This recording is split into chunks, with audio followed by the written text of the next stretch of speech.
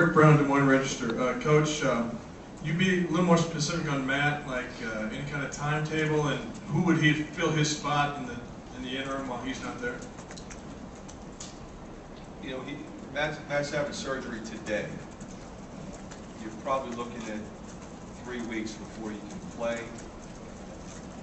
He's obviously going to want to play before that. And the iffy thing right now is, will he play in our first game? Will he play in our first 2 games? That I can't answer. It's a possibility, but it may not happen. After that, he'll be able to play with something on his thumb. And then after 2 more weeks after that, it'll be something else, but a little less intrusive. And the fact that it's his left hand is a good thing, obviously, being a right-handed player. So I think he'll be back, you know, within 3 weeks. The person that would fill in for him would be Roy Devin Marvin. He's a freshman. I think Dev has really come on, especially in about the last 5 or 6 practices. The first 5 or 6, he was playing like a freshman, and he just does not have that luxury, especially now. So I feel good about him, and it'll be a tremendous opportunity for him to play. If Matt can, then he'll be back in a month.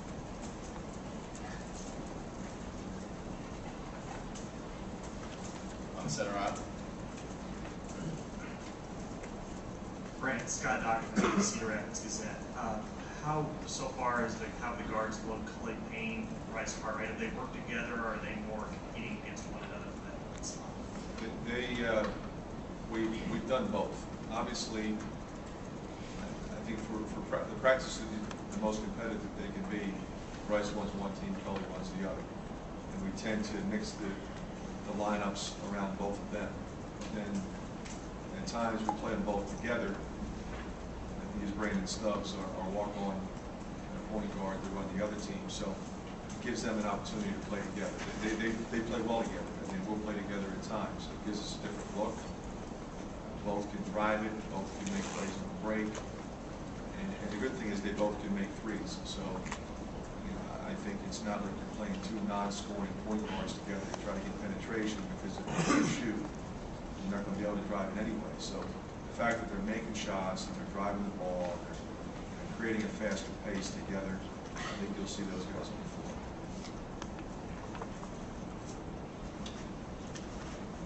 Back left.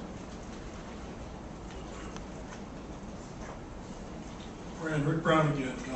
How has the transition been to the more up-tempo attack, and how has the team figured out your fast break and what you like to do there?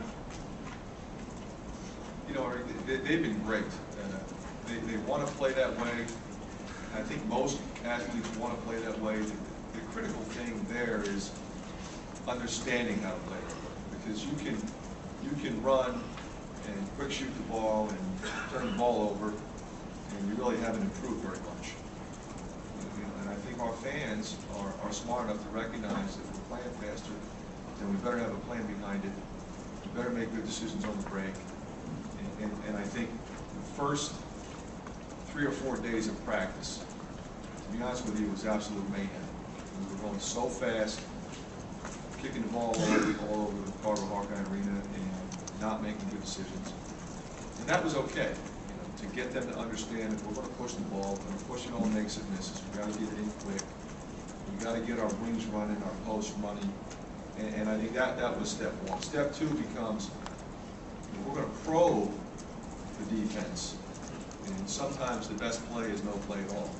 You got to pull it out, and then you've got to run some offense, and then know what we're doing after the fast break. So you have primary break, and then we go into our offense. We don't run secondary break. It's primary break, and then we go into our offense. And that transition has been something that they've been able to grasp over the last week or so. At the beginning, they were not grasping that at all. So I expected that. You know, you have some changes. Last year they played slower. They were much more under control.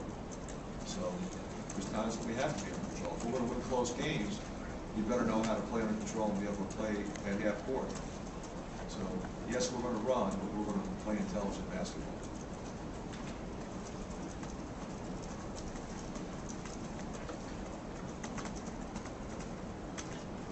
Any further questions for Coach?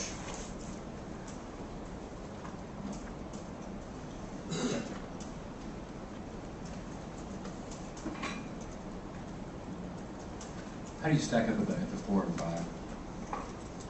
Well, I think when you look at our post positions, clearly Jared Cole and Andrew Brommer in particular are the first two guys that we've got to get something, especially out of Brommer. I think everybody knows that Jared Cole, is a solid player. He put up good numbers. He's got a frame. He's got experience. He can score. He's got the physical presence defensively in the low post to go against some of the other great posts in our league. So we need him to play like a senior leader, and so far he's done all of that. Brommer hasn't played much. He's 6'9", about 240, and he's got a great skill set. He can run, he's got a jump hook, he can hit the trail 3, and he's somebody that I think will surprise people. When you look at our team, you're not expecting anything from him. He averaged 1.5 points last year. He's going to get a chance to play more, and he's going to be able to get a chance to settle down. He never had that opportunity. If you watched him, if you watched any tape like I did, you watched the games last year, he was kind of always on edge, and he never settled down, and he would make some ill-advised mistakes. But you're going to see somebody now that I'm going to let him play through that, and I think our style of play will help it. And you're going to see somebody who's a legitimate post player in this league. After that, we've got 2 freshmen, Melson Basabi and Zach McCaffery.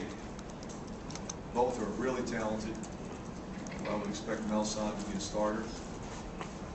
He's long, he runs, he can score, he can block shots, terrific person, and again, a great opportunity for him to learn right from the start what it's like to be a Division I player right into the Big Ten. Zach McCabe's got a different game. He's a tremendous three-point shooter. So when you have a player who's playing the 4, he might be with Matt Gaines, our best three-point shooter. Who can put it on the deck, but has enough strength and toughness to do some things inside. Now we've got a little bit of versatility. We've got a couple power guys, and we've got an athletic 4, and then we've got a versatile 4, so we can do some different things on offense. One more question on the right. Coach, Tom Wells, Wisconsin State Journal. I'm sure you had an impression of the Big Ten before. What are your impressions now that you've really studied it in the offseason? Yeah, I think, I've always had tremendous respect for this league. But when you look now at, 3 of the top 5 teams, arguably, and 5 maybe the top 18, and projecting 7 teams maybe to go to the tournament, very few leagues that you look at, not only this year, but over the years, have that kind of depth and with that many teams with a legitimate chance to go to the Final Four.